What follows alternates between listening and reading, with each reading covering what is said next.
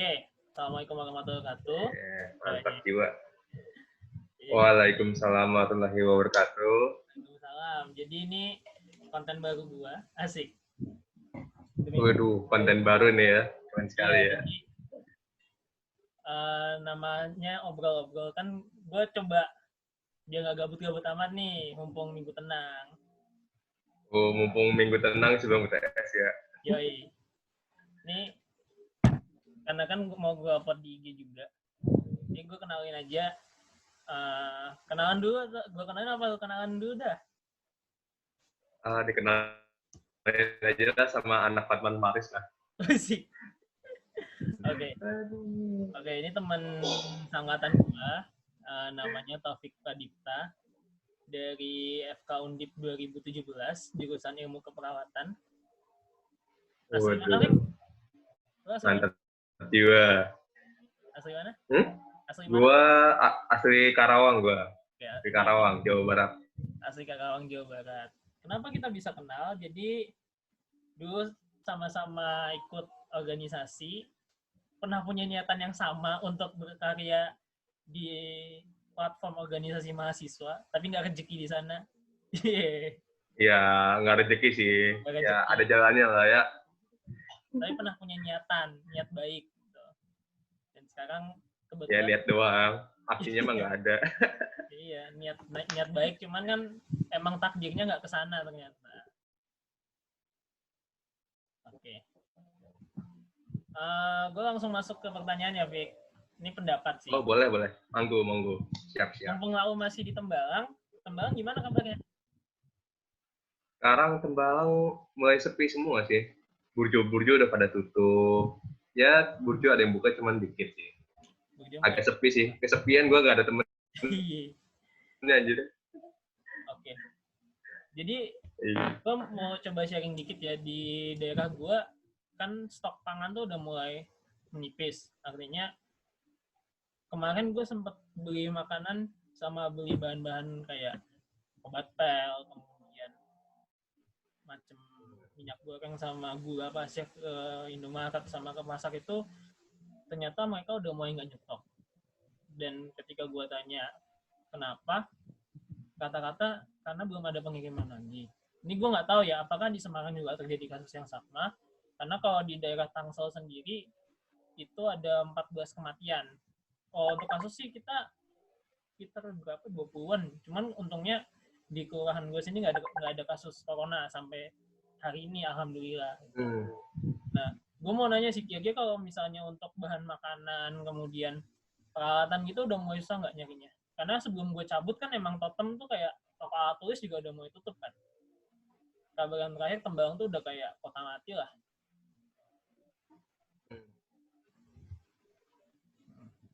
Nah, kalau di Tembalang sendiri tuh masih ada yang jualan. Apalagi kalau di ada Superindo gitu masih ada. Cuman kalau kayak stoknya Baiklin yang itu udah mulai habis. Jadi kan Baiklin yang biasanya buat disinfektan itu katanya itu udah mulai diproduksinya dengan produksi botol-botol kecil.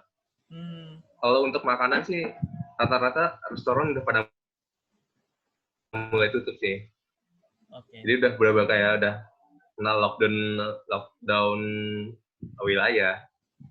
Oh, lockdown wilayah. Oh ya, gue lanjut yang kedua. Gue sebagai anak keperawatan, Vic, pemerintah menurut lu gimana sejauh ini ya? Kalau menurut gue nih, gue dari sisi kesehatan ya. Kalau menurut gue pemerintah telat untuk mendeteksi adanya corona ini. Kan kita juga. Karena gue tadi barusan kayak baca di narasi TV di Najwa Shihab, ternyata tuh udah ada corona tuh udah ada sebelum ada pengumumannya itu. Iya, gue juga baru baca sih kalau misalnya ternyata deteksi corona itu kan kalau di Cina sendiri itu dari Desember kan, pertengahan Desember bahkan. Artinya ada kesadaran bahwa pandemi ini bakal jadi pandemi, kemudian pemerintah harusnya di tiap negara punya kekuatan untuk melakukan langkah preventif.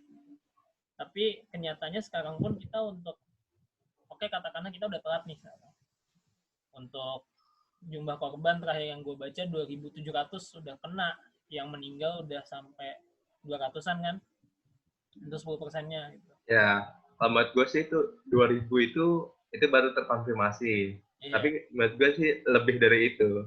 Menurut gue karena pemerintah ini telat untuk membuat sistem mitigasi bencananya tentang corona ini.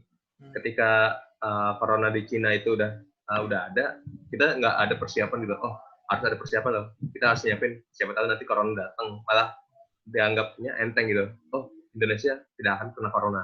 Akhirnya karma kena corona seperti itu. Oke. Yang terbaru kan pemerintah lewat Permenkes baru ngeluarin PSBB, pembatasan sosial besar.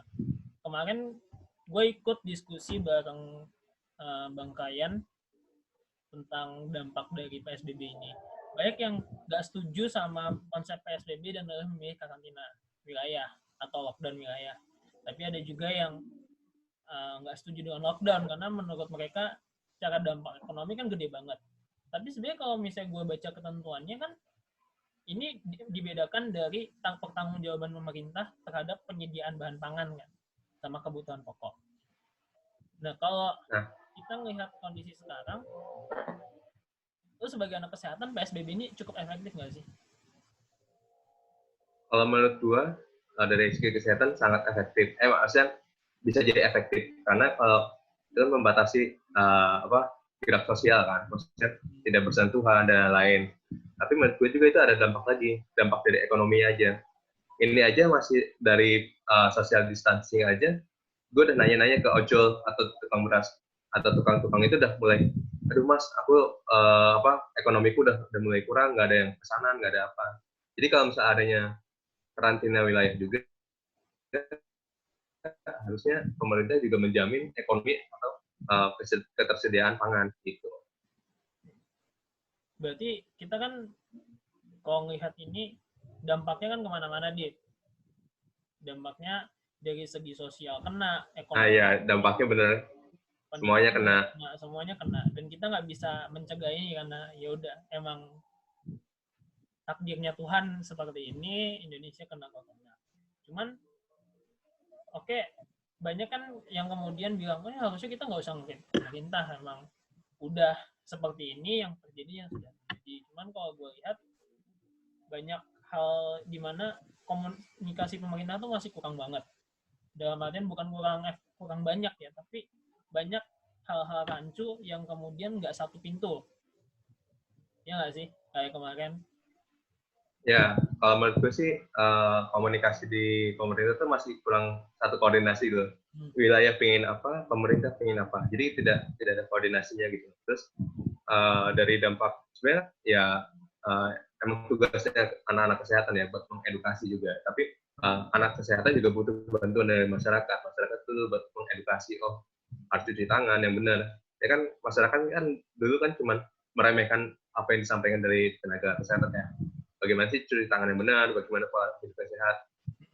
Nah sekarang ketika sudah dikena corona ini kan dia juga nyari juga, oh ya gimana sih cari cara cuci tangan yang benar itu seperti apa.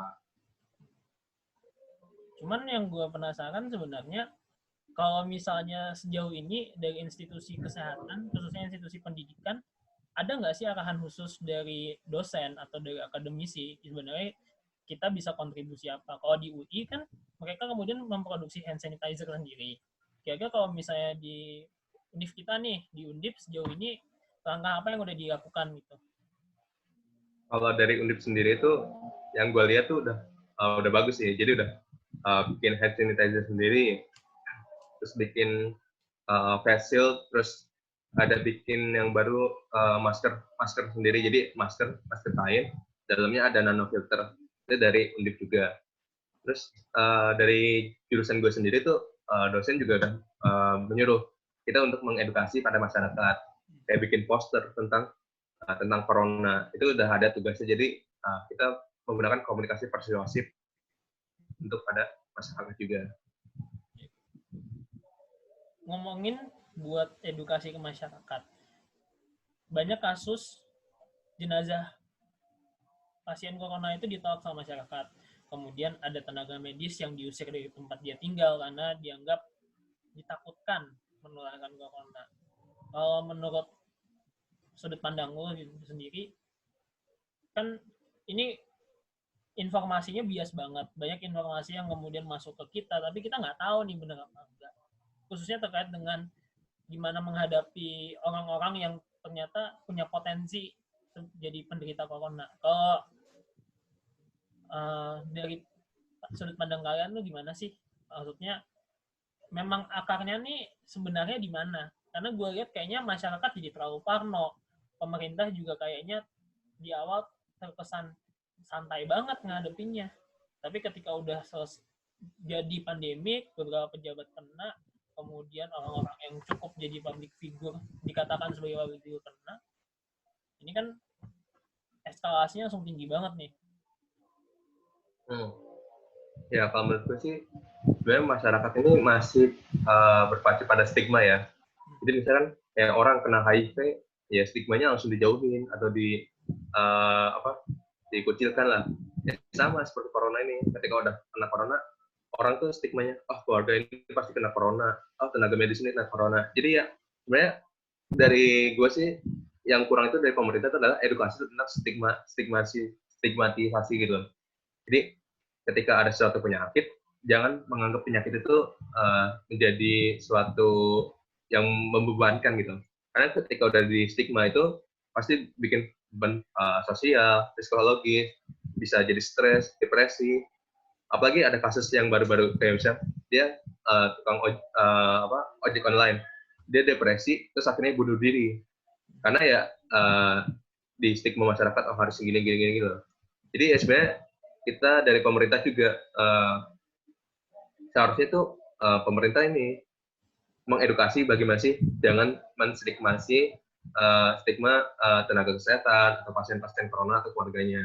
Karena itu pasti menjadi beban stres dan moralnya juga sih. Pemerintah sampai saat ini memang masih fokus untuk penanganan korban kan, penanganan pasien terdampak. Cuman kita belum tahu nih kira-kira untuk penanganan keluarga korban bagaimana, masyarakatnya gimana. Kalau dari gue sendiri melihatnya sebenarnya banyak hal-hal kecil yang bisa kita lakukan, ngasih pencerdasan. Cuman sayangnya untuk orang-orang yang ibaratnya usianya di atas kita atau let's say orang-orang yang nggak punya akses ke media sosial aja tuh susah banget nih. Nah, cara paling aman itu gimana sih sebenarnya? Cara yang harus dilakukan. Kita bisa apa gitu?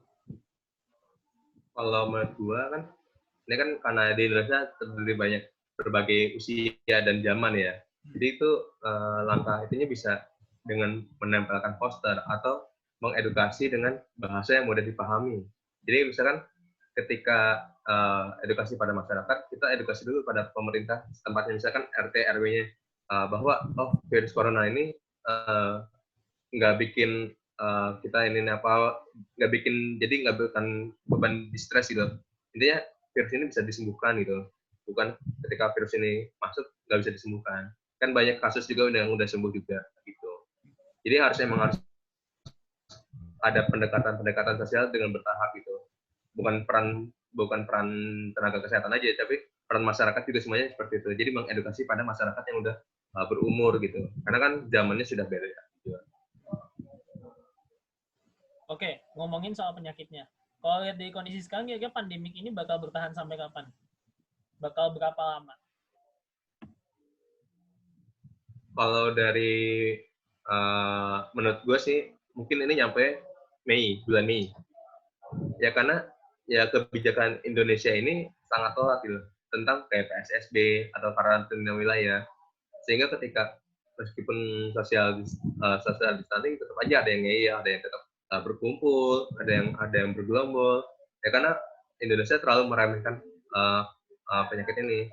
Kayak dokter Tirta di YouTube-nya ILC kan bilang ketika dia tegur, ya ini hidup gua, ngapain lu urus gitu? Sebelum corona menyerang, ya gue pengen party dulu kan. Nah itu kan ya terlalu meremehkan juga. Karena ya sebenarnya dari pemerintah tuh kayak, menurut gue sih, kalau menurut gue pemerintah telat untuk melakukan suatu kebijakan. Tapi kan banyak nih, ya ibaratnya kayak tadi, meremehkan, begitu kena nyalahinnya langsung otoritas.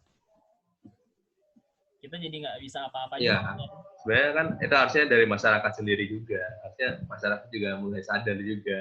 Karena kan tenaga kesehatan kan ya istilahnya masih sedikit ya. Maksudnya pembagian tenaga kesehatan di Indonesia itu tidak merata di setiap pulaunya. Masih terfokus pada Pulau Jawa semua. Nah itu ya sebenarnya kita juga memerlukan bantuan dari masyarakat juga. Seorang kayak influencer atau selebgram atau itu, gunakanlah followernya untuk mengedukasi masyarakat. Karena kan ya istilahnya kan siapalah kita cuma tenaga kesehatan followersnya siap dikit atau apa. Nah itu kita harusnya menggunakan selebgram itu untuk menggunakan edukasi juga gitu. Oke, gue sebenarnya pengen tahu juga nih, sebagai anak kesehatan, dengan perlakuan Indonesia terhadap tenaga medis sendiri, sejauh ini menurut lo kita kurang maksimal, atau kayak, kan lo tahu bahwa kemarin ada yang mempersoalkan nih, kenapa fasilitas bintang 5 di penginapan tuh dikasih buat tenaga medis, kemudian kenapa juga kayak tenaga medis ada yang dikasih privilege inilah ini itu, tapi di satu sisi juga mereka juga nggak bisa ketemu keluarganya, ada yang diusir dari kos-kosannya, ada yang diusir dari tempat dia tinggal. Menurut lo sebagai seorang anak kesehatan, perlakuan kita terhadap mereka ini sudah seberapa jauh sih? Maksudnya sudah cukup baik kah? Atau sebenarnya kita masih bisa mengembangkan lagi? Ya, kalau menurut gue sih 50-50 ya, 50-50. 50 baik, 50 bagus. Ketika diberikan fasilitas kesehatan seperti hotel atau apa itu, buat gue itu udah menjadi ada kebutuhan aman nyaman gitu buat tenaga kesehatan. Karena ketika di kosan atau di lingkungannya, mereka tidak bisa mendapatkan rasa aman dan nyaman. Karena mereka ya di stigma, oh kamu membawa virus corona, kamu pergi, dikeluarkan. Jadi kan ketika kayak gitu kan membuat depresi dari tenaga kesehatannya juga. Tapi ketika udah dikasih, oh fasilitas, kamu bisa aman di sini, di hotel ini, akan terjamin. Setidaknya ada sedikit leganya, meskipun tidak bisa ketemu dengan keluarganya. Terus untuk perlakuannya, ya sebenarnya ya itu, edukasi dari pemerintah tentang stigma tentang tenaga kesehatan. Jangan stigma orangnya gitu, stigma itu penyakitnya. Ya udah misalnya ketika bilangnya virus corona ini bakal sembuh gitu, bukan kayak pasti nggak sembuh gitu. Intinya jangan terlalu apa ya, ketika udah masuk kita dicemooh atau apa, karena kan tenaga kesehatan ya shiftnya aja 8 jam gitu, apalagi di rumah sakit yang corona ini dia kan 8 jam pakai 3 lapis APD, gimana nggak panasnya. Gue udah nyobain pakai 1 lapis APD aja udah terasa panas gitu, gimana dia 8 jam pakai 3 lapis APD. Makanya itu kan dia membutuhkan tempat aman, nyaman, buat tempat merelaksasikan tubuhnya juga, saking capeknya untuk mengurusi pasien corona ini juga gitu.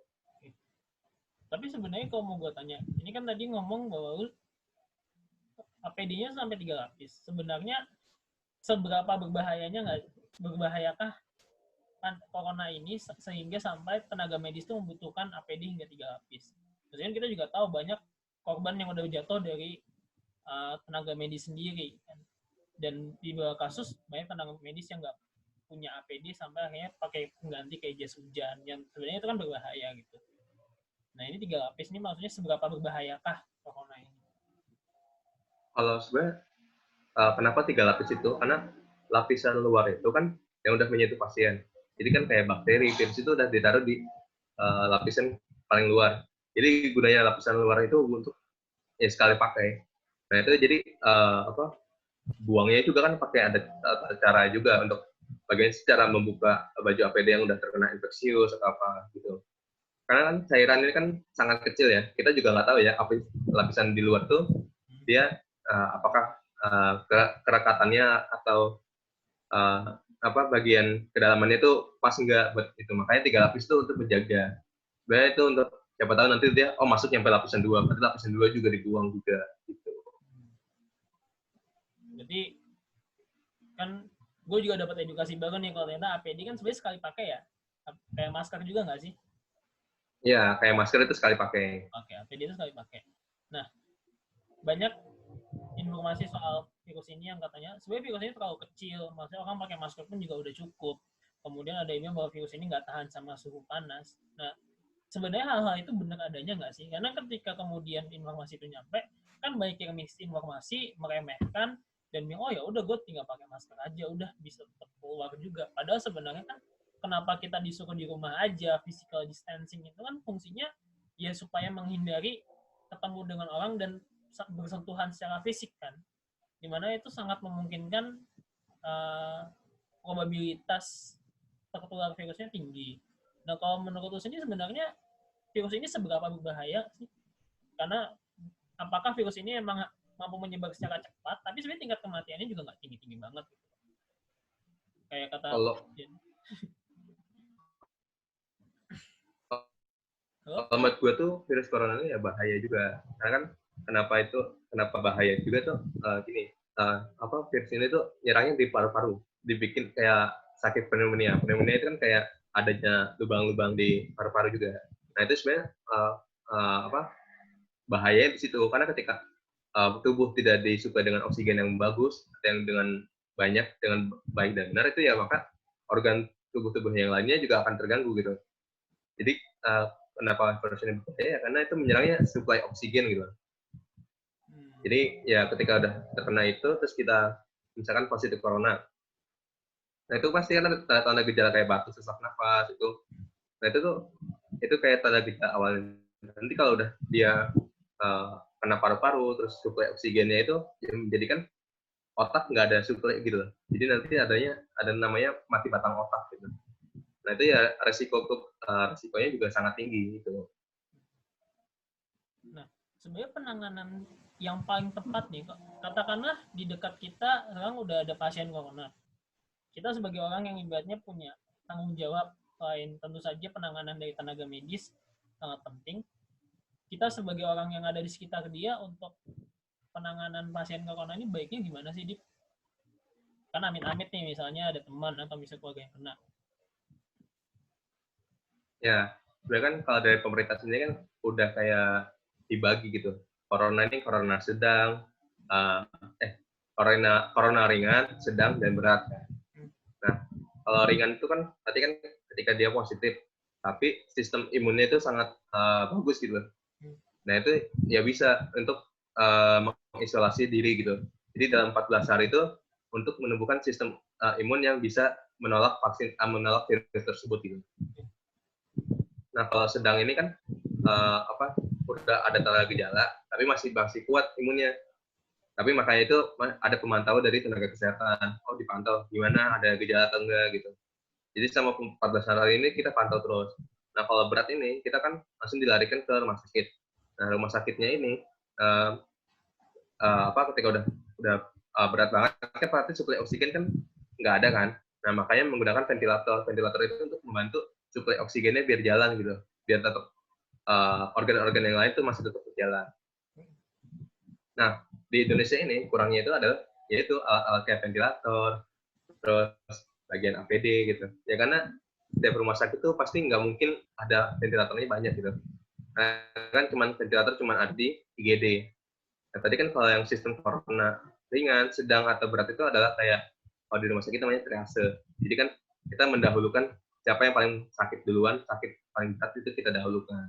Kalau misalnya sakitnya agak ringan, kita dikesampingkan dulu lah. Bukannya tidak mau menangani pasien, tapi itu adalah sistem triase rumah sakit biar kita bisa tahu, oh ternyata dia itu sakit berat, jadi kita dahulukan dulu. Kan yang triase ini ibaratnya banyak jadinya kan ada yang ngapor nih kalau misalnya banyak pasien corona yang kemudian kayaknya diberlakukan nggak layak gitu. Contohnya kayaknya gue nggak gue nggak segera ditangani oleh dokter. Kemudian ada juga yang bilang bahwa kenapa saya pasien corona tapi saya masih dapat ranjang barengan sama pasien lain, bukannya potensinya berbahaya. Nah, gue mau tanya nih, kalau misalnya 2 pasien corona ditempatkan atau misalnya beberapa pasien corona ditempatkan dalam satu ruangan yang sama, ini sebenarnya potensi virusnya makin besar atau sebenarnya malah nggak berdampak sama sekali? Kalau menurut gue sih, ya potensi masih pasti ada ya, potensi bersana itu masih ada. Cuman kenapa misalkan digabungin satu ruangan itu, ya karena rumah sakit kita kekurangan ruangan. Karena ruangan kan pasti ada yang buat pasien biasa doang, kayak misalkan stroke atau demam berdarah. Itu kan jadi makanya nggak bisa dijadiin satu gitu. Nah kalau misalnya ada pasien, udah terjadi misal positif corona, yaudah kita satuin aja dulu sama positif corona gitu, biar yang sakit-sakit lainnya tuh nggak terkena dampaknya gitu. Nah makanya dari penyatuan itu juga kita juga pantau juga, ketika udah mulai berat, oke, kita tangani lagi gitu. Makanya ya tenaga medis ya sangat capek seperti itu. Maksudnya 8 jam tuh harus mengurusi banyak orang gitu. Karena idealnya tuh satu orang perawat atau satu orang dokter ya satu pasien gitu idealnya. Tapi kenyataannya di rumah sakit Indonesia itu ada satu perawat tuh bisa menghandle ya 30 orang, atau kalau yang misalnya di kelas C misalnya kan itu satu bangsalnya itu bisa nyampe 20 orang atau berapa gitu. Jadi beban kerjanya itu dan beban usahanya juga tidak sebanding gitu. Beban besarnya tidak sebanding. Ya. Gue kemarin baca berita nih, kalau nggak salah di dekat rumah gue kan ada Lipo Mall, ada mall yang jadi tempat rumah sakit darurat buat corona. Mall itu satu gedung dengan apartemen. Penghuni apartemen ini nggak terima, nolak rumah sakitnya. Nah, tanggapan lu, ini kan kebijakan kan sebenarnya, satu kebijakan yang dikeluarkan oleh swasta kerjasama dengan Pemkot. Kira-kira kalau menurut lu sendiri, langkah ini bijak atau enggak sih? Atau sebenarnya, wow, nggak boleh harusnya kayak gitu? Ya kalau menurut gue sih sebenarnya ini langkahnya bijak ya. Cuman tapi ketika benar mau menjadikan suatu tempat menjadikan rumah sakit darurat itu ya harus difasilitasi dengan lengkap, kayak ruang sterilisasi, ruang perawatan intensif dan lain-lain gitu. Jadi ketika dia udah jadi, oke, siap gitu. Terus sama juga diedukasi sama penghuni apartemen. Nanti kalau udah jadi rumah sakit, kamu tidak bisa lewat sini karena udah menjadi batas gitu. Untuk ya sebenarnya kan yaitu karena kita tuh menurut gue sih tuh untuk mengantisipasi kelonjakan pasien gitu. Karena kan rumah sakit ya nggak bisa menampung masyarakat Indonesia banyak juga gitu kan. Membutuhkan ruang juga untuk penempatan pasiennya juga. Berarti sebenarnya aman nggak sih kalau misalnya rumah sakit yang dijadikan corona ini lokasinya dekat sama perumahan masyarakat? Karena kayak kemarin ya jenazah corona aja ditolak karena dibilangnya TPU-nya dekat sama pemukiman warga, sehingga ditakutkan menular, ditakutkan nanti ada yang kena. Itu sebenarnya stigma saja, atau sebenarnya memang ada potensi seperti itu tapi tidak terlalu besar? Nah kan kalau menurut gue kan kalau ketika meninggal kan udah ada SOP-nya sendiri kan, maksudnya udah ditutup pakai plastik dan lain-lain gitu, maksudnya istilahnya tuh menurut gue tuh tanah itu nggak bisa menyebarkan virusnya gitu loh. Jadi kan kayak ketika udah meninggal ya udah di dalam tanah gitu, jadi nggak mungkin virus juga nggak bakal bisa bertahan aktif terlalu lama di luar ruangan itu. Nah itu kalau misalnya deket wilayah masyarakat sih sebenarnya ya 50-50 gitu. Cuman tapi kan kondisi kayak gini kan Indonesia lagi darurat gitu, membutuhkan ruangan pasien gitu. Ya mau nggak mau kita harus mencari tempat yang ada yang lahan luas dan bisa dipakai gitu. Ya itu sangat urgensi sih sebenarnya. Ya karena menurut gue ya penanganannya agak telat sih penanganannya. Oke, ngomongin soal ini berarti terkait juga kembali lagi ke kebijakan. Sebagai seorang tenaga kesehatan, mahasiswa keperawatan, lu sebenarnya lebih setuju kebijakan seperti apa sih untuk menangani corona ini? Yang kalau menurut gue sih karantina wilayah. Jadi kan misalnya wilayah yang sangat itu di karantina. Cuman tapi ya kita juga harus melihat aspek ya ekonominya. Ketika karantina wilayah, apakah pemerintah kota tersebut atau pemerintah daerah tersebut siap nggak untuk menangani ekonominya atau pangannya gitu. Jadi kan kita tidak bisa melihat suatu kebijakan ya dari situ kita lihatnya sudut pandang yang lain gitu. Ya sebenarnya kalau menurut gue sih bagusnya kayak di Cina, ya dibikin rumah sakit darurat, rumah sakit darurat gitu. Karena biar terfokus pada situ aja. Dan itu dalam waktu cepat ya, kalau nggak salah ya, rumah sakit Iya, darurat. dalam waktu seminggu lah. Dalam waktu seminggu udah jadi gitu. Udah jadi. Untuk melihat, oh ternyata virus ini bakal berbahaya. Jadi makanya kan kita itu bikin rumah sakit darurat gitu.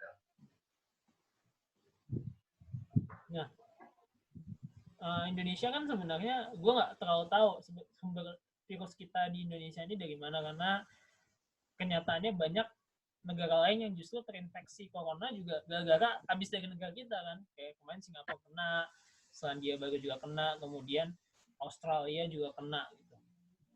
Nah, kalau pandangan lu sebenarnya kita ini memang punya apa ya, gift, maksud gua potensi kenanya ini emang nggak perlu nunggu dari Wuhan, emang virus ini tuh sebenarnya nggak cuman berasal dari Wuhan, tapi sebenarnya ada di dalam setiap daerah di dunia, karena kan penyebarannya luas banget nih. Ya kalau menurut gue sih kemungkinan bisa aja ya. Jadi virus ini udah ada sebelum ada setelah di Wuhan gitu. Ya karena kan virus ini kan bermutasi terus gitu. Jadi ketika misal satu virus masuk di daerah tropis kayak kita, ya bakal dia bermutasi bagaimana mengadaptasi dengan iklim kita, bagaimana dengan suhu kita, kelembapan kita gitu. Jadi kan virus itu sebenarnya menurut gue sih udah ada. Kayak bakteri E. coli kalau di Jepang dia meninggal atau apa. Tapi kalau di kita jadinya kayak diare atau apa. Nah itu sebenarnya menurut gue sih potensi virus itu sudah ada. Cuman ya itu bermutasi gitu. Nah ya mungkin ya menurut gue sih ya Indonesia belum ada kayak sistem buat pendeteksi virusnya gitu atau apa. Maksudnya ya mungkin ya karena penyakit-penyakit kayak pneumonia, batuk itu kan bisa dicek gitu. Oh, dilihat oh ternyata dia batuk-batuk, hasil di scan. Tapi kan untuk mengecek oh virus ini udah ada dulu sih dari Indonesia atau belum? Karena kita juga belum ada, belum tahu juga. Amerika beberapa hari yang lalu itu mengeluarkan suatu statement bahwa mereka sudah mengembangkan vaksin. Tapi ada juga yang bilang bahwa vaksin itu nggak bisa diciptakan dalam waktu setahun. Artinya butuh pengembangan bertahun-tahun. Gue sebenarnya pengen tahu nih, vaksin itu bisa dipakai itu minimal setelah berapa tahun percobaan atau berapa bulan? Kalau menurut gua vaksin tuh ya ada sumber yang bilang itu 6 bulan atau 1 tahun, tapi idealnya ya setahun. Yaitu dengan pengujian percobaan terus kan. Kayak di Indonesia kan kayak buat vaksin imunisasi juga kan kayak gitu kan. Satu virusnya itu udah ada, terus kita matikan, masukkan ke dalam tubuh. Tubuh tuh bisa nggak sih untuk menetralisir vaksin tersebut gitu. Nanti kan ketika jadi misalkan flu, udah diimunisasi flu, ya kemungkinan flu-nya ya kecil gitu kan. Ya sebenarnya vaksin itu butuh proses lama gitu. Nggak mungkin, menurut gue sih nggak mungkin cepat karena kan harus bertahap juga. Dilihat dari suhu, kelembapannya, dicoba terus-terusan gitu. Oke, udah setengah jam bro. Oke. Wah, mantap jiwa ya. Yoi. Enggak, gue mau ngasih 2 pertanyaan terakhir sebenarnya. Yang pertama, kira-kira apa yang pemerintah kita bisa lakukan lagi yang saat ini belum dilakukan tapi sebenarnya masih bisa dilakukan nih oleh pemerintah kita, itu apa sih kira-kira? Kalau menurut gua ya alat-alat kesehatannya diadakan gitu maksudnya, diperdayakan gitu. Yang pabrik-pabrik elektronik membuat ventilator dan lain-lain. Kan sekarang kan juga udah ada penelitian dari dari dosen ITB ya, dosen ITB atau prof ITB gitu, dia membuat membuat ventilator portable Indonesia gitu. Nah, menurut dia tuh pabrik-pabrik elektronik juga bisa gitu ketika membuat itu. Ketika udah dikasih arahan dari pemerintah, oke, kita bikin ventilator portable Indonesia untuk menyeluruh gitu, untuk mengatasi melonjaknya jumlah pasien gitu. Menurut gue sih pengadaan alat kesehatannya lebih dilengkapi lagi sih. Oke. Nah, itu tadi kebijakan untuk pemerintah ya. Ya, kita bisa memberikan suatu pertimbangan, bisa ngasih suatu saran juga kan. Nah, terus kira-kira apa hal yang bisa kita lakukan sih? Kan kita udah physical distancing nih, work from home, di rumah aja, apaan, tiktokan gitu, bikin-bikin sesuatu yang sebenarnya ada juga yang kebahan. Kira-kira kita bisa melakukan apa untuk lebih ini? Kan baik yang udah mulai jenuh nih, 3 minggu nggak kemana-mana.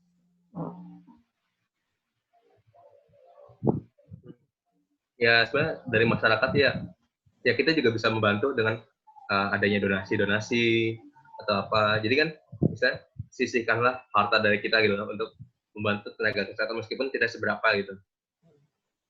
Atau misalkan ketika di rumah, oh ternyata masih ada yang jualan gerobak atau apa, ya kita belilah untuk membantu ekonominya. Karena kan ketika social distancing ini kan akan berdampaknya ya dua kubu. Ada orang yang mampu bisa menghidupi keluarganya, ada yang juga nggak bisa karena yang nggak dapat ekonomi dari siapa yang kita yang beli gitu. Jadi ya sebenarnya bisa membantu dengan secara ekonominya, terus kita bisa memberikan edukasi pencerdasan kayak misalkan di tangan infus itu seperti ini, bagaimana sih pola hidup yang sehat atau kira-kira makanan sehat ala kosan atau ala rumahan yang bisa dicapai dengan harga yang murah. Oke. Edukasi makanan sehat. Ya, gue mau nanya satu lagi, ini terakhir nih. Kan beberapa hari ini, gue nggak tahu, lu kayaknya ikut ya nyemprotin disinfektan buat corona, kalau nggak salah. Iya. Iya. Ya, nah, ikut gue nyemprot disinfektan. Yang untuk relawan itu kan banyak dari warga yang sama juga jatuhnya takut gitu. Kita mau ikut berpartisipasi turun langsung, tapi sayangnya kita juga nggak dapat izin lah. Ada ketakutan juga dari warga kita. Nah, kalau menurut pendapat lo, ketika memang kita sudah mengambil jalan ini, memang resikonya seperti ini, ada hal yang harus dikorbankan, atau memang kalau nggak berani ya udah nggak usah diambil gitu. Ya, intinya kan ketika mau jadi relawan tuh kan kita juga harus berani, maksudnya ya mau nggak mau ketika udah masuk ke daerah bahaya atau melakukan disinfektan kan kita jadi rentan juga kan terkena juga corona kan. Tapi ya tergantung niatnya juga, mau membantu Indonesia akan tersenyum kembali dengan cara rebahan atau akan melakukan dengan aksi nyata gitu. Aksi nyata kan nggak harus lalu ikut demo atau apa, dia bisa jadi dunia relawan atau apa. Jadi kan kita tahu ternyata masih ada loh masyarakat yang kurang mampu karena physical distancing ini, ya ekonominya kurang, ya kita bisa bantu dengan pengadaan makanannya atau seperti apa. Jadi kan melakukan disinfeksi itu kan cuman kayak membantu pemerintah lah, maksudnya biar pemerintah tuh kerjanya juga nggak terlalu banyak gitu, karena udah dibantu dengan relawan manusia. Terus udah dibantu relawan manusia, udah istilahnya ternyata udah ada yang membantu meringankan gitu. Meskipun ya kita juga tahu juga kan terkadang ya organisasi kemanusiaan ya dana atau seperti apa kan itu juga pasti itu, cuman ya mau nggak mau ya kita harus tetap berjuang gitu untuk melakukan untuk Indonesia akan tersenyum kembali gitu. Asik. Berarti di rumah aja jangan jadi alasan untuk tidak produktif dan berkarya ya. Iya, intinya kalau mau di rumah aja nggak apa-apa, tapi intinya tetap bisa berkarya, bisa bermanfaat bagi sesama lah. Intinya tidak menghalangi, karena ketika di rumah aja kan bisa me time, quality time dengan keluarga, bisa memperbaiki komunikasi yang tadinya buruk menjadi baik. kan itu bisa diolah. Gak apa-apa sih Mas, dari peranangan ini ada sisi positif dan negatifnya juga. Oke, ini udah 40 menit. Gue coba bacain beberapa kesimpulan nih. Yang pertama, Mantap jiwa. Gue ambil kesimpulan bahwa sebenarnya tuh pengadaan APD kan suatu hal yang sangat mungkin. Kita nggak usah capek-capek buat ngimpor. Dan bahkan sebenarnya produk industri dalam negeri kita siap kan. Berarti pemerintah tinggal membuat suatu regulasi untuk biar industri kita nih bisa memproduksi sendiri nih APD. Iya nggak? Ya, benar. Benar sekali. Dan kemudian itu yang belum dilakukan sama pemerintah ya. Terus yang kedua, masalah donasi perekonomian dan edukasi makanan. Oke, buat teman-teman yang mungkin ada di rumah aja, ada orang-orang yang mungkin nggak bisa di rumah aja. Karena kalau cuma di rumah aja mungkin mereka nggak makan gitu kan. Nah, yang bisa di rumah aja tanpa kena kendala, bisa nih ngebantu. Ada donasi, kemudian ada bantuan ekonomi. Mungkin lo kalau misalnya order GoFood, atau misalnya pesan makanan lewat ojol bisa ngasih lebihan, atau lo bisa beli makanan di pinggir jalan, atau pesan di tukang sayur yang, kalau misalnya masih di tukang sayur yang jualan ya. Nah, terus kita benar sekali. Ya kan? Nah, kita juga bisa buat ngasih edukasi makanan yang sehat seperti apa, gaya hidup yang sehat, tanpa saling menyalahkan atau misalnya terlalu panik. Nah, sebenarnya gue mau nambahin satu, buat teman-teman, jangan panic buying, jangan kemudian menimbun, karena banyak kan kasus ketika kemudian corona ini outbreak, akhirnya mereka menimbun makanan, mereka menimbun bahan pokok yang sebenarnya itu merugikan buat teman kita yang lain yang mungkin lebih membutuhkan daripada kita. Sebenarnya itu. Dan terus kalau misalnya kita di rumah mau rebahan aja nggak apa-apa, bagus. Tapi kalau lebih berkarya, kalau kita mau berkarya dan kemudian itu lebih bagus lagi. Yoi mamen, mantap jiwa ya mamen. Oke, Vic, thanks ya udah ditemenin setengah jam. Anjir udah hampir. Bos, nggak apa-apa. Mau diskusi lanjutan lagi nggak apa-apa, santuy. Nanti kita next time semoga pandemi ini cepat kelar, segera ketemu lagi. Siap. Lagi. Okay. Jarak bukan menjadi kita buat membenci, tapi jarak juga bisa menjadi kita bisa berkarya. Oh iya. Nah, gue jadi ingat. Berarti ada satu hal yang mau ditambahin nih, bahwa sebenarnya mungkin ada hal-hal positif dari corona ini, di mana kita tuh sebenarnya kurang quality time bareng keluarga kita, sehingga dengan adanya di rumah aja ini kita jadi tahu bahwa sebenarnya ternyata kehadiran keluarga dan teman-teman itu menjadi satu hal yang penting.